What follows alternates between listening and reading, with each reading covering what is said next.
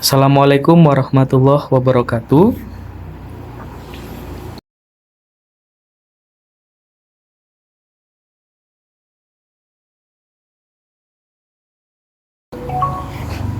Terima kasih telah kembali menonton di channel seputar madrasah. Nah, pada kesempatan di video kali ini kami akan membagikan tutorial bagaimana cara mengganti nama kepala madrasah dan juga bagaimana scan barcode untuk validasi ijazahnya siswa. Jadi perlu diketahui Bapak Ibu, kemarin ketika dicek ternyata banyak sekali nama kepala madrasah itu yang masih menggunakan huruf kapital semua. Karena mungkin ada beberapa faktor ya. Yang pertama mungkin ini jadi yang pertama. Jadi Bapak Ibu itu masih sedikit bingung. Padahal kalau Bapak Ibu teliti, itu untuk ijazah yang ditulis tangan itu huruf kapitalnya ada di depan saja. Nah, sedangkan kebanyakan di PDUM itu untuk profil data kepala madrasahnya itu Bapak Ibu guru, Bapak Ibu operator isi dengan huruf kapital semua, sehingga hal tersebut menjadi acuan untuk ijazahnya siswa apakah data nama ijazah di kepala madrasahnya itu huruf kapital atau tidak. Nah, padahal di dalam juknis yang poin ketujuh, bagian nama kepala madrasah yang menerbitkan ijazah dan dibubuhkan tanda tangan bagi kepala madrasah yang berstatus pegawai negeri sipil diisi dengan nomor induk pegawai NIP, sedangkan kepala madrasah non pegawai negeri sipil diisi tanda strip. Nah, ada contohnya Bapak Ibu di bawah. Itu contoh Dr. Andes Haji Nur Salim. Nah, itu kalau Bapak Ibu amati, itu depannya itu hanya kapitalnya itu hanya di depannya saja Bapak Ibu, ya di N-nya saja. Nah, contoh yang non PNS juga sama, Bejo Slamet B-nya aja dan Slametnya S. Nah, jadi apakah perlu untuk diganti? Nah, kemarin itu saya konsultasikan kepada Kanwil, ternyata hal semacam ini tuh nggak begitu berpengaruh. Kenapa? Karena sama saja, yang penting ada nama kepala madrasah. Tapi kalau mengikuti juknis memang harus diganti. Oleh karena itu di PDUM itu muncul menu edit camat Bapak Ibu. Ya, langsung kita ke webnya aja lah ya. Kalau kita lihat dan kita amati di webnya, ini untuk di PDUM ini muncul menu baru Bapak Ibu, yaitu edit camat. Nah, di sini Bapak Ibu bisa langsung mengganti. Seperti punya saya kemarin, ini punya saya juga salah Bapak Ibu, huruf kapital semua, terus di nip camat itu bukan strip tapi 0. Nah, kalau Bapak Ibu punyanya Bapak Ibu masih 0, itu Bapak Ibu ganti strip biar tidak menyalahi di juknis. Terus kemudian Bapak Ibu tinggal edit di camat sini ya. Tuh, sangat simpel Bapak Ibu. Nah, untuk yang kedua yaitu scan barcode siswa. Nah, sebelum saya ke barcode siswa, perlu saya beritahu untuk Bapak Ibu operator bahwasannya jangan main-main dengan menu sudah cetak ya Bapak Ibu. Kenapa? Karena menu tersebut itu secara nggak langsung dapat mengunci ijazah siswa. Meskipun sekarang muncul updatean terbaru, yaitu muncul menu batal cetak. Itu juga berpengaruh nanti Bapak Ibu. Berpengaruhnya di mana? Berpengaruhnya ketika Bapak Ibu itu sudah mencetak terus kemudian batal cetak lagi. Nah, itu untuk prosesnya itu lama sekali Bapak Ibu. Oleh karena itu jangan main-main dengan sudah cetak. Nah, kita langsung ke ijazahnya lah. Nah, Bapak Ibu, ada hal yang harus diperhatikan sebelum Bapak Ibu itu cetak ijazah dan cetak transkrip. Ya.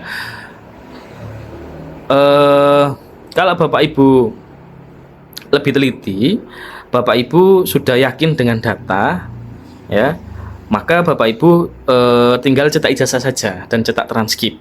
Jadi nggak perlu mengotak-atik data lagi. Kalau dirasa data itu 100% sudah benar, tapi kalau belum benar Bapak Ibu bisa merubah lagi.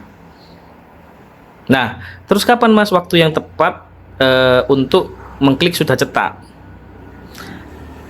Kalau Bapak Ibu merasa yakin dan sudah siap untuk dicetak di belangko, 100% yakin, maka tombol sudah cetak ini bisa diklik apabila ijazah itu sudah tercetak di belangkonya Bapak Ibu dan 100% sudah benar, sudah terkoreksi. Oh, cocok. Nah, Bapak Ibu tinggal sudah cetak. Itu artinya mengunci. Udah, data ini nggak akan berubah. Tapi, nah ada tapinya Bapak Ibu. Jangan sekali-kali Bapak Ibu itu kalau belum yakin ya 100%, terus kemudian Bapak Ibu itu langsung mencetak ya, dan terus kemudian ada perubahan, itu jangan langsung dipetik sudah cetak Bapak Ibu. Jangan langsung diklik sudah cetak. Kenapa? Karena nanti ada perubahannya itu nanti menjadikan beda cetakan yang pertama dengan cetakan yang kedua Bapak Ibu. Nah, itu nanti bisa dianggap sebagai ijazah palsu.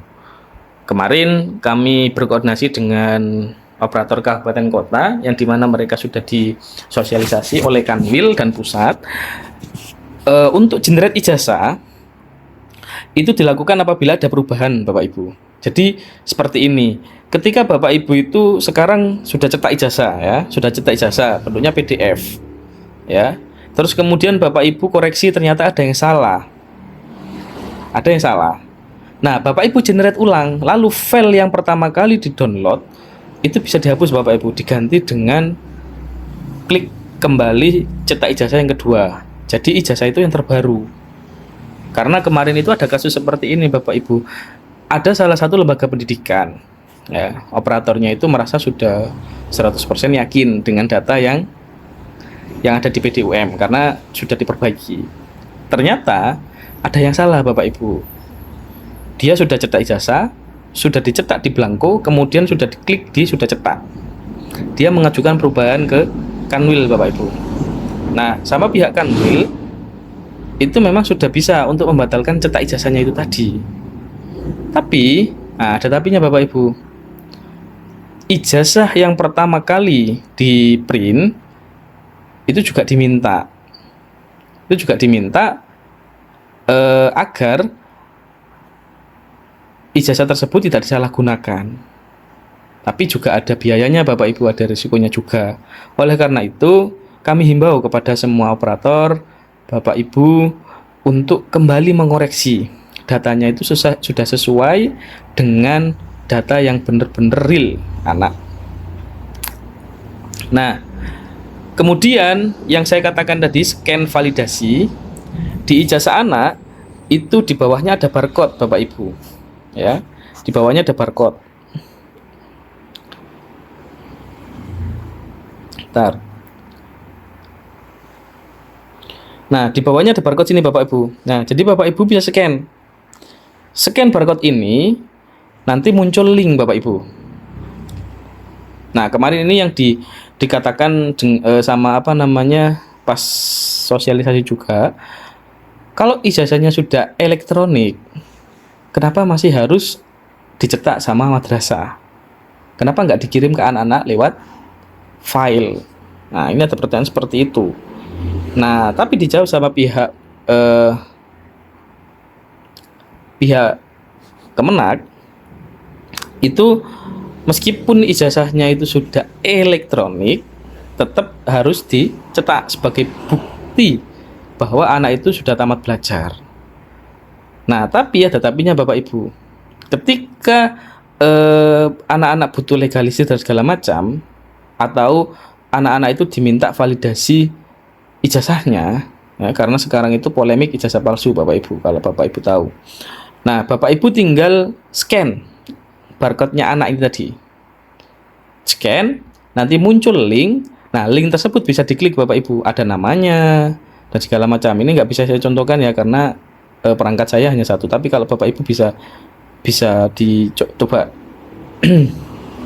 Nah, untuk scan ini itu nanti muncul link. Linknya berupa link ijazah Bapak Ibu.